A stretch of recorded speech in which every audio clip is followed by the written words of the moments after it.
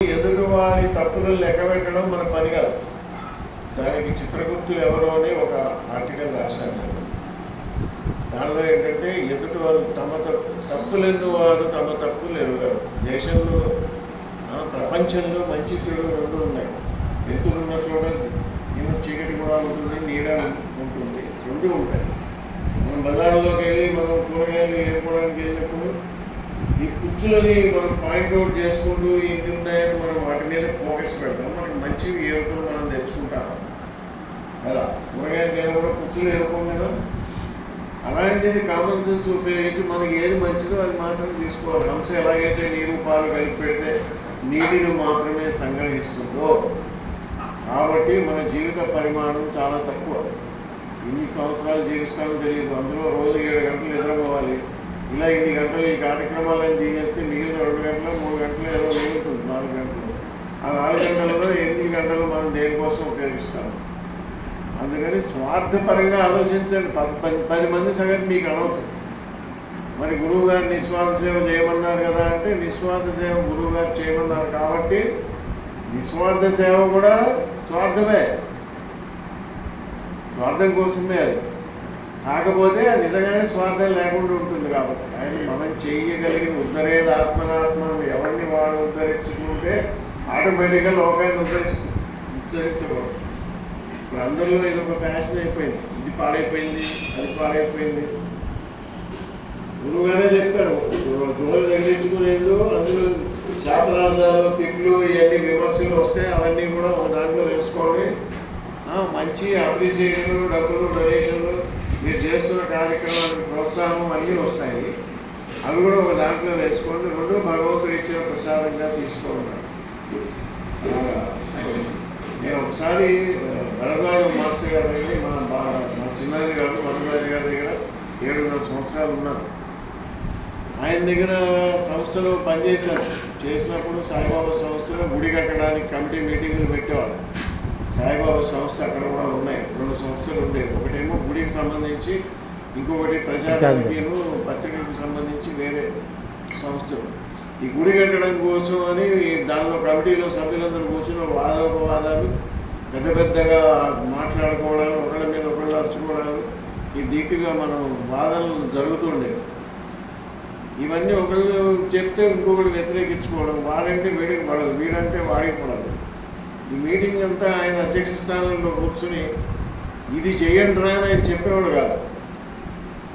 ఏంటంటే మీరు ఏం డిసైడ్ చేయాలో, ఏం జరగాలో మీరు ఏం చెప్పలేంటి, ఏది కరెక్టో అని. అంటే పిచ్చి విధమా, వీళ్ళందరూ కలిసి నిర్ణయిస్తారనుకున్నావా? ఏది జరగాలో అది భగవత్ సంకల్పం ఎలా ఉందో దాని ప్రకారం జరుగుతుంది. కానీ ఇక్కడ వీళ్ళందరూ కూర్చుని పోరాడుకుని నేనే నిర్ణయం చేశాను అనుకుంటున్నావా అని మొదటి సమాధానం చెప్పారు. అనుకున్నాను, మాడు పేరిపోయింది. వీళ్ళందరూ మనం చేస్తున్నాము వచ్చి అది అనుకుని చంకలు కొట్టుకుంటే ఎలా ఉంటుందంటే, చనిపిల్లాడు అమ్మ తల్లి వంట చేస్తుంటే పరిగెత్తుకుంటూ వంటింట్లో కాళ్ళకి అడ్డం పడుతూ అమ్మ ఇదిగో గరిటె, అమ్మ ఇదిగో చెప్తే అంటే వాడి అప్రిషియేట్ చేయడానికి నాయన ఓహో అబ్బో చాలా బాగా సాయం చేసేవాడు నిజంగా అడ్డం పడుతుంటాడు కాళ్ళకి. ఆ పిల్లవాడిని అప్రిషియేట్ చేయడం. అలాగే మనం చేసే సేవ కూడా అలాంటిది. భగవంతుడి యొక్క నిర్ణయం ఎలా ఉందో ఆయన సంకల్పం ప్రకారమే అది జరుగుతుంది. కానీ దానికి వ్యతిరేకంగా జరగదు. మనం చేస్తున్నామనేటువంటి భావన వదిలిపెట్టి చేయమన్నారు. నిజంగా నిష్కామ భావం అంటే అదే. నిష్కామం అంటే ఎండ్ రిజల్ట్ గురించి మనకి ఆపేక్ష లేకుండా చేయడమే. అలాగా వీళ్ళందరూ చేయట్లేదు. అది ఒక పాయింట్ చెప్పారు.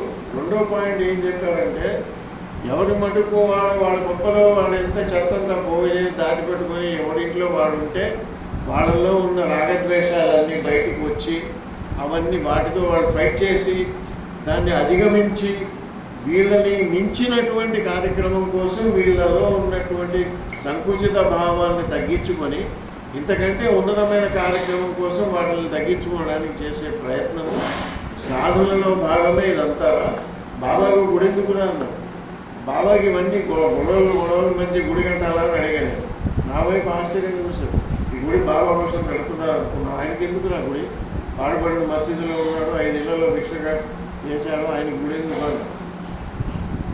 గుడి వీళ్ళ కోసము ఈ గుడి కట్టడం కోసం వీళ్ళందరూ ఒక చోట చేరి వాళ్ళలో ఉన్న రాగద్వేషాలతో ఫైట్ చేసి ఒకళ్ళలో ఉన్న ఒకళ్ళతోటి వర్కౌట్ చేసి ఫైనల్గా పని జరగాలి కాబట్టి వాళ్ళని తగ్గించుకొని ఈ అహంభావాన్ని తగ్గించుకొని వీళ్ళన్నిటిలో కలిసి పనిచేయడం సమైక్యంగా అనేది నేర్చుకుని దాని ప్రకారం ముందుకు పోవడానికి ఇది ఒక సాధనం మాత్రమే అని ఒక పాయింట్ బాగా చెప్పారు.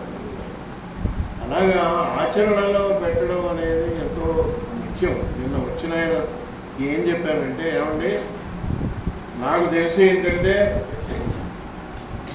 ఈ సమాజాన్ని ఉద్ధరించడం అనేటువంటి మాట మాత్రం మనకు సంబంధించింది కాదు. ఫస్ట్ పాయింట్ అంటే నేను అవతార పురుషుడు కాదు, అవతార పురుషుడు. అవతార అంటే కౌంటర్ వాసుదేవుడు లాంటి అది ఒక పాయింట్ చెప్పాను. రెండో పాయింట్ ఏం చెప్పారంటే, ఎవడు ఎలాగే వీడు ఏబీసీ వర్గం, వాడు ఏబీసీ వర్గం, ఏబీసీ ఇదే మాటలు వాడాడు.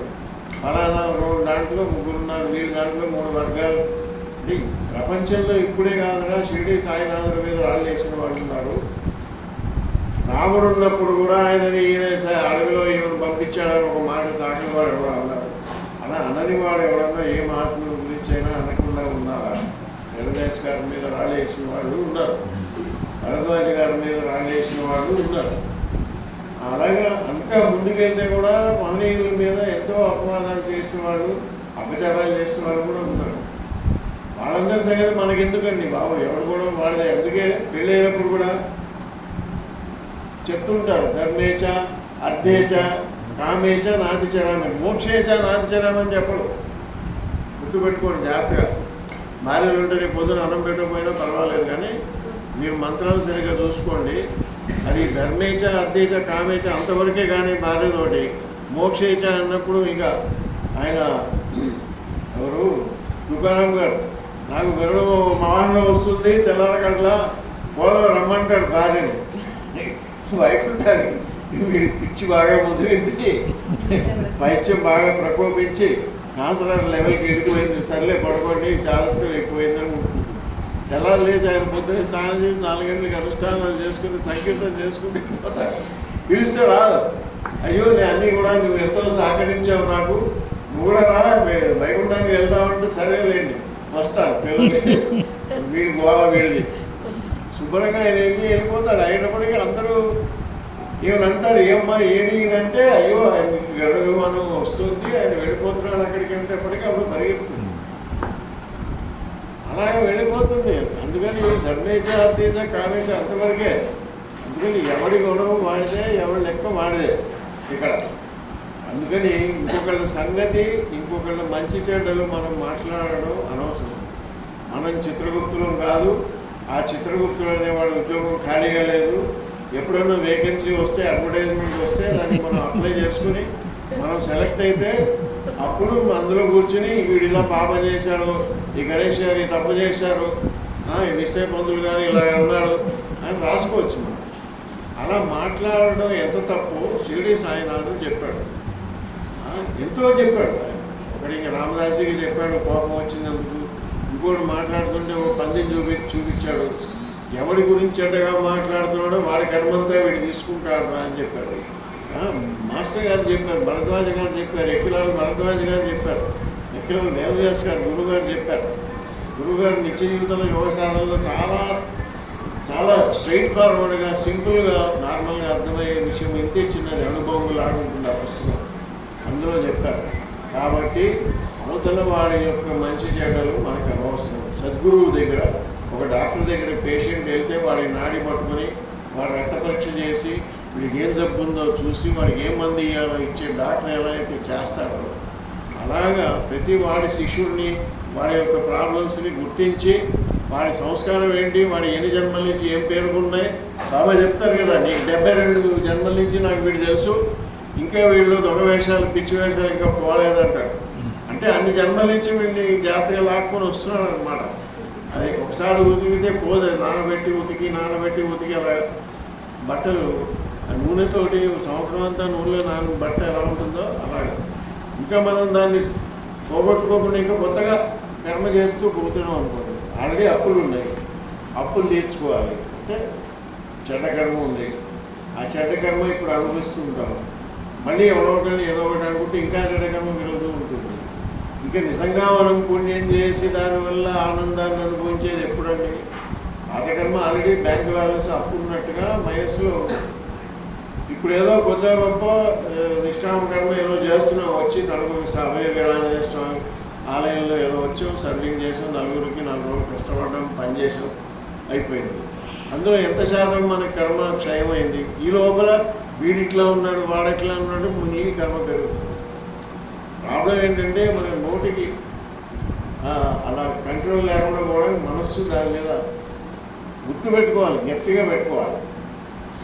రీజన్ ఏంటంటే ఇంకొకటి బాగా మహాత్ముడు ఏం చెప్పాడంటే, బాబు పూర్వం రోజుల్లో అవతార పురుషులు వచ్చారు, రాముడు వచ్చాడు, రావణాసురుడు చంపాడు, కృష్ణుడు వచ్చాడు, కంసుడు చంపాడు, ఇంతమంది రాక్షసులు చంపాడు. ఈ కలియుగంలో వాళ్ళు ఏంటంటే శంఖచక్రాలు, గదలు, బాణాలు ఇవన్నీ పట్టుకొని వచ్చారు. ఈ కలియుగంలో రాక్షసులు అనేవాళ్ళు విడిగా ఉండరా బాబు, వీడికి వాళ్ళని చంపడానికి బాణాలు, ఈ గదలు, చక్రాలు ఇవన్నీ పనిచేయవు, ఇవన్నీ ఉపయోగం లేదు. రీజన్ ఏంటంటే ఒక మనిషిలోనే పుణ్యాత్ముడు ఉన్నట్ట, ఒక మనిషిలోనే పాపాత్ముడు రెండు ఉన్నట్టు. కారణం ఏంటంటే మనకి 3 గుణాలు ఉన్నాయి కదా, సత్వగుణం, 3 గుణాలు, తమోగుణం, రజోగుణం, సత్వగుణం, 3. ఈ 3 ఒకళ్ళలోనే ఉంటాయట. ఒక్కొక్కసారి ఒక్కొక్కటి బాగా ప్రకటన అవుతూ ఉంటుంది. అది ప్రకటమైనప్పుడు విపరీతమైన కోపం వస్తుంది, అహంకారం వస్తుంది. ఆహా, వాడు మనల్ని ఏదో అన్నాడు అనేటప్పటికి లోపల మనకి బాణం గుచ్చుకున్నంత బాధ కలిగి వాడిని ఏదో ఒకటి అన్ని వాడిని కిచ్చపరిస్తే కానీ మళ్ళీ మనకి ఆత్మకి ఆనందం కలగదు. అరిటాకు నేను అందరికంటే పెద్దది, నేనే విశ్రమని విజృంభిస్తుంది అరిటాకు, చివరి కుక్కలో పోతుంది. నేను సువాసనకి నేనే చిహ్నము అని చెప్పి గర్వేపాకు గర్విస్తే చివరి నూనెలో వేయించి తీరడం పక్కన పడేస్తాడు. శుభాలన్నిటి ఎక్కడ శుభం జరిగితే దానికి నేను రాణి అని ఇటువంటి విరవీగుతుంది మావిడ. తలకిందులుగా గుమ్మానికి వేలాడదీసి ఎండిన తర్వాత వేడ వాడిస్తుంది. కానీ ఏమాత్రం కూడా నిగళవంగా సింపుల్గా ఉండే తులసి మొక్క మాలని భగవంతుడు మెడలో జరుగుతుంది అలాగే. అందుకని ఎంత వినమ్రంగా ఉంటే నీవు పళ్ళ మేరకు నిజము దేవుడు ఎరుగు అని ఈ అహంభావాన్ని ఎంత కంట్రోల్ చేసుకొని మనం ఇంకా తక్కువగా చేసుకుంటే భగవద్ అనుగ్రహం మనకి ప్రవహిస్తుంది. రేపల్లి చిన్నమ్మ అని ఒక మహాత్మురాలు ఉన్నారు. ఆవిడన్నారు, ఎందుకైనా నీకు అహంకారం మనిషికి కూర్చున్నప్పుడు ఉండే శ్వాస నడిచేటప్పుడు ఉపయోగించదు, ఇంకా కొంచెం ఎక్కువ శ్వాస కావాలి, ఆక్సిజన్ కావాలి. అది నడిచేటప్పుడు ఉండేటువంటి శ్వాస నీకు పరిగెత్తేటప్పుడు సరిపోదు, ఇంకా ఎక్కువ కావాలి, ఆయాసపడదు. అంతటి ఆయాసపడి శక్తి లేని వాడికి నీకు ఎందుకు ఇంత అహంకారం ఉన్నట్టు అని చెప్పారు. అందువల్ల అహంకారం వల్ల ఒకవేళ ఎవరైనా ఎదురుగా వాళ్ళని మాట్లాడినా సైలెంట్గా మాట్లాడకుండా ఉంటే దెబ్బతినేది మన అహంకారం కాదు, మన యొక్క లోపల ఉన్నటువంటి సత్వగుణం వృద్ధి చెంది మన తమోగుణం తగ్గుతుంది. కాబట్టి ఈ కలియుగంలో రాక్షసుల్ని చంపడానికి, అంటే తమో గుణాన్ని అణిచేసి రజోగుణాన్ని కంట్రోల్ చేయాలంటే వాటికి కావాల్సిన ఆయుధాలు ఇప్పుడు వచ్చేటువంటి అవతార పురుషుడు శంఖచక్ర గదాలతో రావట్లేదు. వారి జపమాలతో వాళ్ళ యొక్క ఉపదేశాలు అనేటువంటి బాణాలని మన హృదయాల్లోకి పంపిస్తున్నారు.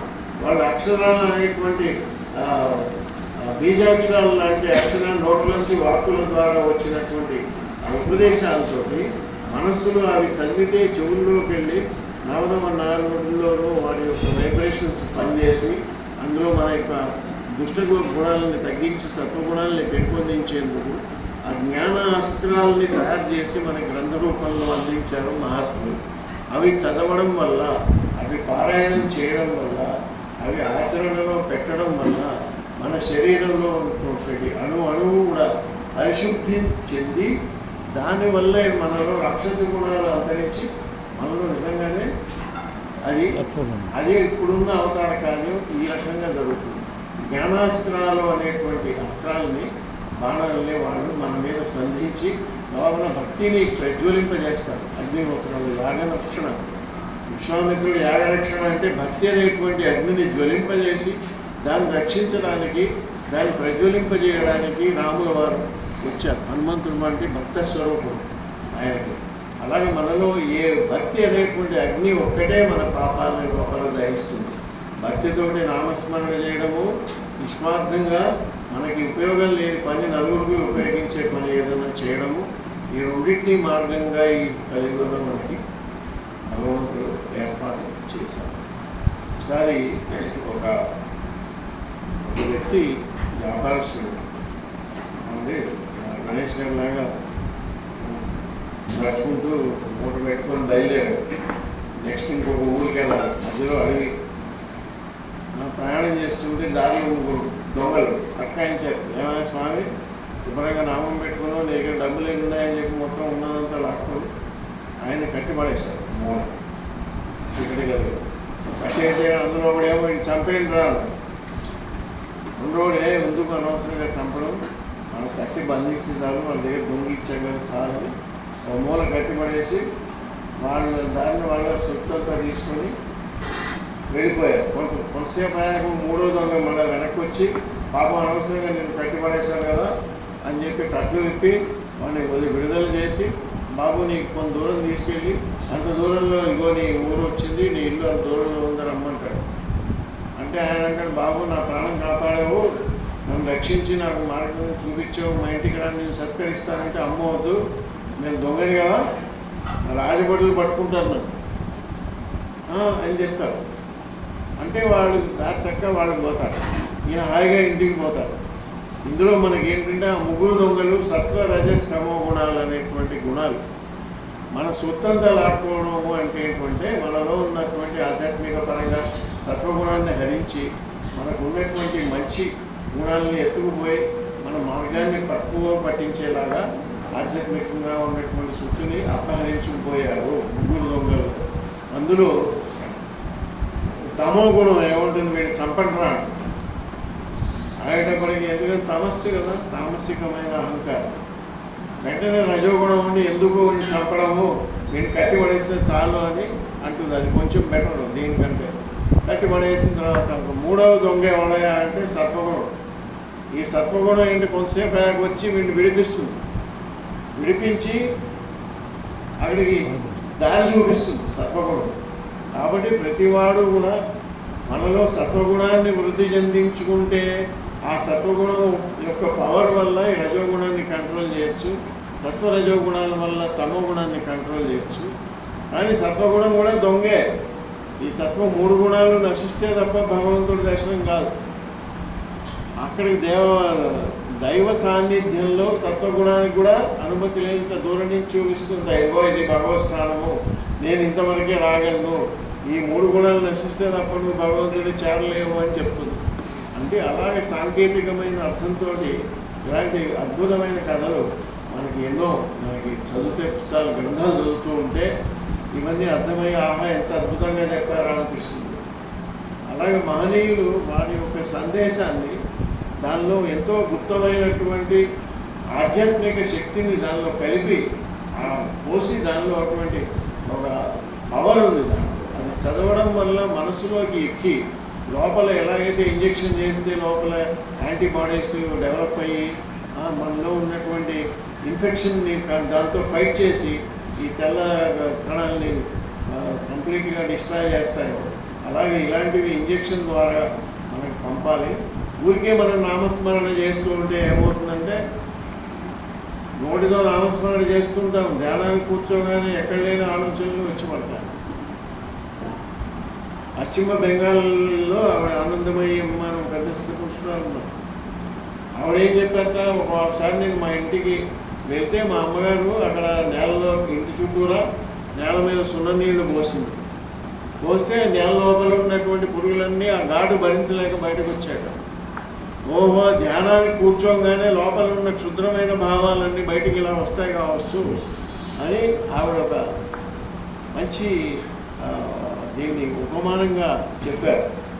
గురువుగారు కూడా మీరు గమనించారో లేవు, ఎవరైనా లోపల ఆత్మ పరిశుద్ధంగా లోపల అంతఃకరణ శుద్ధి లేకుండా జపం చేస్తే డ్రైనేజ్ మూత తెరిస్తే కంపు ఎలా వస్తుందో అలా వస్తుంది. వాడి చేతి జపం చేయించడం ముందు వాడి పోయి అథవా ఈ పని చేసినా ఆ పని చేసినా అని చెప్పి వాడి నిష్కామకరణ కొంత చేయించి వీళ్ళు డ్రైనేజ్ కంపు కొంత పోయేదాకా చేసి అప్పుడు జపధ్యానాలు చేయమని చెప్తారు.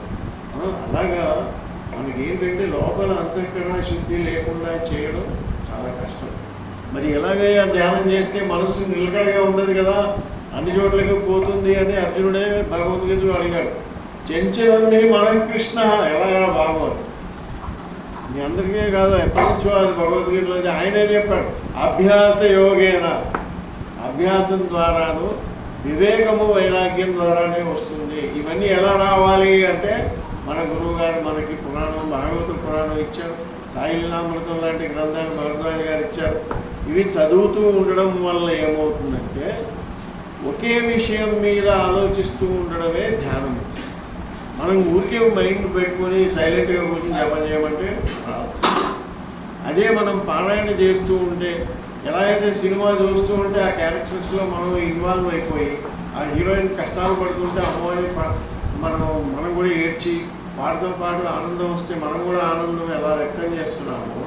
అలాగే ఇట్లా చరిత్ర రామాయణంలో చరిత్ర చదువుతుంటే బాలరాముడి గురించి లేదా భాగవతంలో శ్రీకృష్ణుడు ఆయన అన్నమాచార్యులు కొన్ని కీర్తనలు చదువుతుంటే కళ్ళమ్మ నీళ్ళు వస్తాయి. ఆ పిల్లవాట చిన్న చిన్న చేతులకి ఇంత ఉంగరాలు చేయి ఆ వెన్నముద్ద ఉన్న దాంట్లో పెట్టేట చేయి ఆ కడియం అడ్డం పడి చేయి ఇరుక్కుందిట. ఆయన బడబడ కన్నీళ్లు గారేట, ఎర్రగా చెక్కిళ్ళు మీద ఉన్నటువంటివి ముత్యాలలాగా కన్నీళ్లు గారుతున్నాయంటే శ్రీకృష్ణుడు అలా కనపడుతున్నట్టుగానే నీల శరీరుడై అలా ఎదురుకుండా ఉన్నాడు. ఆ పసిపిల్లవాడు బుజ్జిగా యశోదమ్మ పరిగెత్తుకుంటూ వచ్చి వాడిని ఎత్తుకుని లాలిచ్చింది.